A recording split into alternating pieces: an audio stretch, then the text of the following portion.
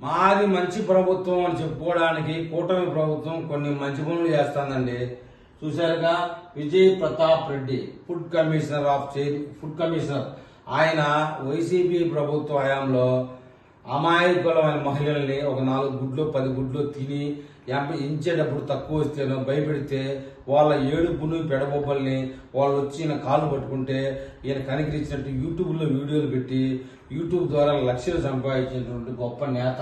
కూటమి ప్రభుత్వంలో కూడా ఆయనే ఫుడ్ కమిషనర్గా ఉన్నారు. కారణం ఏంటంటే ఆయన ఫుడ్ కమిషనర్గా ఉండడం వల్ల కూటమి ప్రభుత్వానికి మాది మంచి ప్రభుత్వం. చూడండి, ఈయనైతే జగన్మోహన్ రెడ్డికి సపోర్టర్ అనమాట. మా ప్రభుత్వం వచ్చినా కూడా జగన్మోహన్ రెడ్డి సపోర్టర్ అని మేమేమీ చేయలేదు. వాళ్ళకి పదవి కంటిన్యూ చేసామని చెప్పుకోవడానికి మన విధవలు ఈయన ఇదే పదవిలో కంటిన్యూ చేస్తున్నారు. అయితే విషయం ఏంటంటే ఇప్పుడు ఈయన వీడియోలు యూట్యూబ్లో అప్లోడ్ చేయడం లేదు. ఈ కూటమి ప్రభుత్వానికి భయపడి ఆయన బాధ్యత ఆయన కరెక్ట్గా చేసుకుంటున్నారు.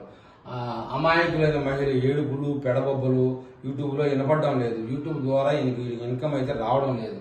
ఇది మంచి ప్రభుత్వం చెప్పుకోవడానికి మన ప్రభుత్వం చేసే మంచి పనులు. ఇంకైనా ఈ ఫుడ్ కమిషన్ పీకి పడేయడానికి ఏమైనా మార్గాలు ఉన్నాయో ఆలోచన చేసి ఒక మంచి వ్యక్తిని ఈ పదవిలో పెడితే బాగుంటుందని తెలుగుదేశం కార్యకర్తలు ఆలోచన చేస్తున్నారు. మరి ఈ విషయమై మన కూటమి ప్రభుత్వం ఏమని జవాబు చెబుతుందో చూడాలి.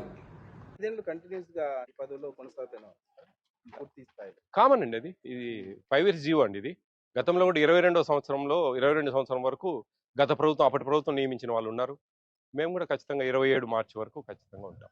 ఒత్తిళ్ళు ఏముండవు సార్? ఈ ఒత్తిళ్ళు అంటే ఏముండవండి. ఇది స్టాట్యూటరీ బాడీ అండి. ఇది national food security act, central government సంబంధించింది. అట్లేం ఇది ఒక క్వాషీ జ్యుడిషియల్ అనమాట. ఇంకా ఒత్తిళ్ళు ఏముండవు.